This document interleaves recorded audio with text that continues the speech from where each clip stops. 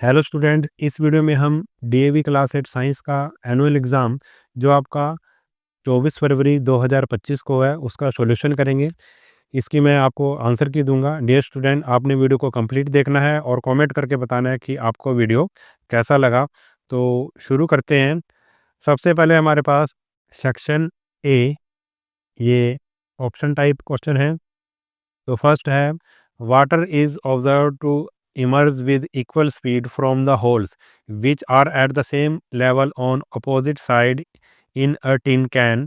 The liquid pressure property related to this observation is liquid pressure increases with depth. Liquid pressure is same at given horizontal level. Liquid pressure at any point in a liquid depends upon the density of the liquid. Liquid pressure on the bottom of the container does not depend upon the area of the bottom of the container. तो जो इसका जो सही answer होगा वो होगा B, liquid pressure is same at a given horizontal level. Question number 2 है, uh, Raju pushed a toy car with the same force on the four surfaces separately.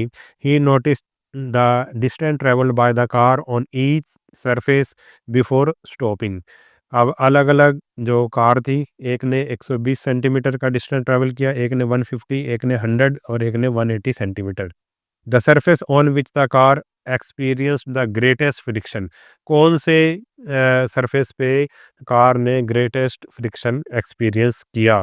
तो जिसमें सबसे कम ट्रैवल करी है कार, उसमें सबसे ज़्यादा क्या होगा? तो इसका जो आंसर होगा वो होगा सरफेस 3। ठीक है, क्योंकि इसमें सबसे कम डिस्टेंस उन्होंने ट्रैवल किया है, यानी कि उसको सबसे ज़्यादा फ्रिक्शन का सामना करना पड़ा। क्वेश्चन नंबर 3 है हमारे पास, Kevin was investigating various substances and combustible and non-combustible in the given below. Correctly paired column, हमने करेक्टली पेयर्ड बताने हैं जो करेक्टली पेयर्ड है।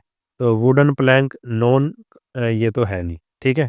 और एलपीजी ये है, और ग्लास ये नहीं है, और आयरन एल्मिरा ये नॉन क्या है, नॉन कंबस्टिबल है। ठीक है, तो ये हो गया ठीक और ये हो गया ठीक, यानी कि दूसरा ठीक हो गया और हमारे पास फोर्थ ठीक हो गया। ठीक है, दूसरा और फोर्थ किस में है? तो वो है बी में, तो यही हमारा क्या होगा, आंसर होगा। नेक्स्ट क्वेश्चन है question number 4। Reema has a multi colour disc. He finds that the disc appear white when she spins it rapidly. The conclusion that can be drawn from this is that all disks are multicolored. All spinning objects appear white. Objects lose their color on spinning. White color is a mixture of 7 different color. तो इसका जो सही answer होगा वो है D, white colour is a mixture of 7 different colours. Question number 5 है, we are given a convex lens of focal length 20 centimeter out of the following, where should the object be placed from the lens in order to obtain its virtual image? तो इसका जो सही answer होगा वो होगा सी, 15 centimetre. Question number 6 है, the part of human I that protect it from external injury is iris, lens, retina, cornea. तो इसका जो सही आंसर है वो है कॉर्निया। क्वेश्चन नंबर 7 है, the statement that proves that sound can travel through solids is that we can hear the sound of the wind, we can hear the sound of lightning, we can hear a bell ringing from a distance, we can hear the heartbeat by using a stethoscope। तो इसका जो सही answer होगा वो होगा D, the we can hear the heartbeat by using a stethoscope. Question number 8 है, article made of thermosetting plastic have linear arrangement of molecule and can be remolded easily. Linear arrangement of molecule and cannot be molded easily. Cross-linked arrangement of molecule and can be remolded easily. Cross-linked arrangement of molecule and cannot be remolded easily। तो question number 8 का जो answer होगा वो होगा D. उसके बाद है question number 9। equally weighed pieces of nylon and cotton were taken and soaked in a beaker full of water. After some time, they were taken out and weighed again. The change that was observed in this case. तो question number 9 है। Question number 9 का सही answer होगा A, weight of cotton wood have been greater than the weight of nylon.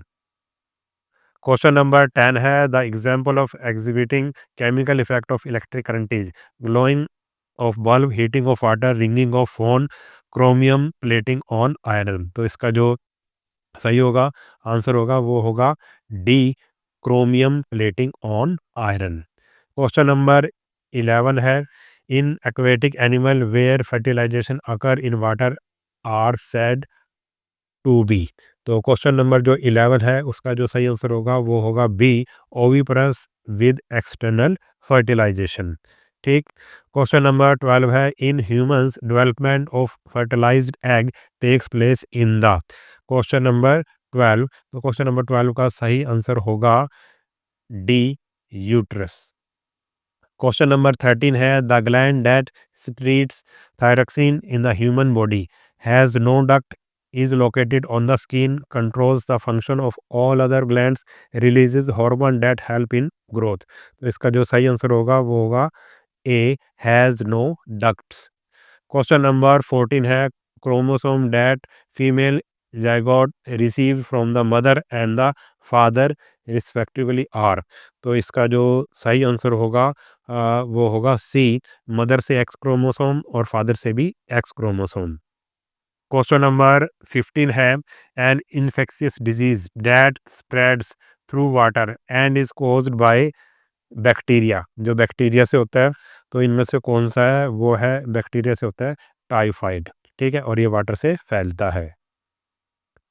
Question number 16 है, bacteria और viruses stimulate the blood cells inside our bodies to produce antibodies, antibiotics, antigens, pathogens. तो 16 का सही answer होगा वो है A, antibodies. Next जो question है वो हमारे असर्शन रीजन के है 17 से लेके 20 तक। तो क्वेश्चन नंबर जो 17 है, ठीक है, उसका क्या आंसर होगा। क्वेश्चन नंबर जो 17 है उसका जो आंसर होगा वो होगा ए। ठीक है, उसका आंसर होगा A, both A and R are true and R is the correct explanation of assertion. ठीक है, तो ये है क्वेश्चन नंबर 17 का आंसर। और क्वेश्चन नंबर जो 18 है असर्शन रीजन का क्वेश्चन, उसका होगा क्वेश्चन नंबर 18 का होगा आंसर सी। तो सी क्या है, A is true but R is false. उसके बाद है हमारे पास क्वेश्चन नंबर 19, असर्शन रीजन का क्वेश्चन है ये, और इसका जो आंसर होगा वो होगा हमारा ए, यानी कि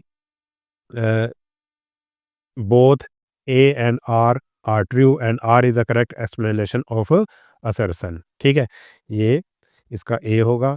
उसके बाद हमारे पास है क्वेश्चन नंबर 20।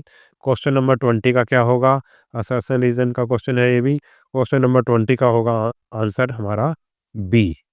ठीक है, बी में क्या है, both A and R are true and R is not the correct explanation of assertion। ठीक है, तो ये हमारे जो 20 क्वेश्चन है वो कंप्लीट हुए। ठीक है, उसके बाद आप ये बड़े क्वेश्चन आ जाते हैं तो आप इनको सिर्फ देख लीजिए। ये आपका question number 21, question number 22, question number 23, question number 24, question number 25, ये सारे आपको लगभग बुक्स में आपकी मिल जाएंगे। क्वेश्चन नंबर 26 फिर सेक्शन 3 है, question number 27, 28, question number 29, question number 30, question number 31, question number 32, फिर ये और वाला है, क्वेश्चन नंबर 33, क्वेश्चन नंबर 34, फिर ये और वाला है फ्लो चार्ट, क्वेश्चन नंबर 35,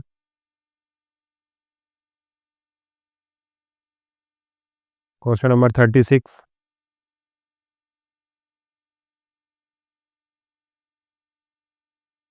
फिर ई पार्ट है, क्वेश्चन नंबर 37,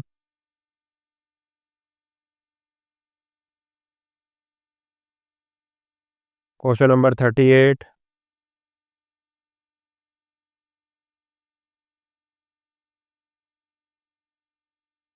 क्वेश्चन नंबर 39।